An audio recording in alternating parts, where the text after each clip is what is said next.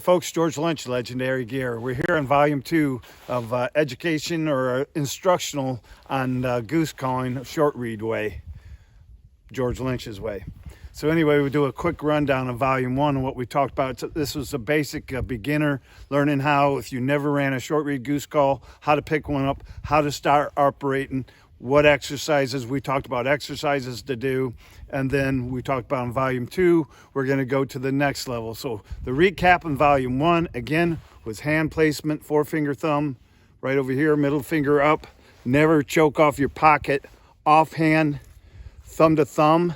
But my wife brought up a real good point that at shows, she sees a lot of the instructions I do at shows and stuff.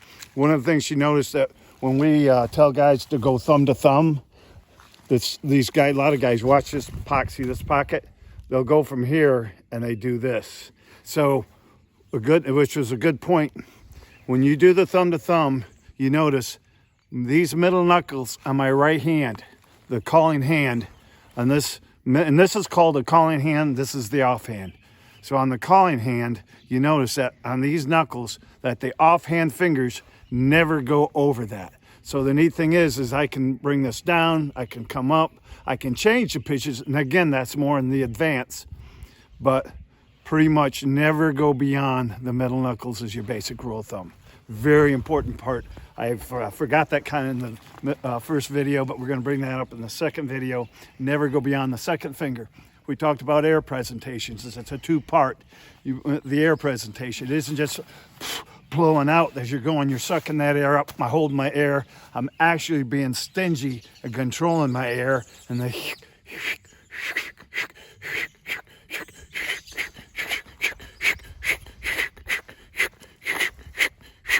now I told you that I'm doing the humming.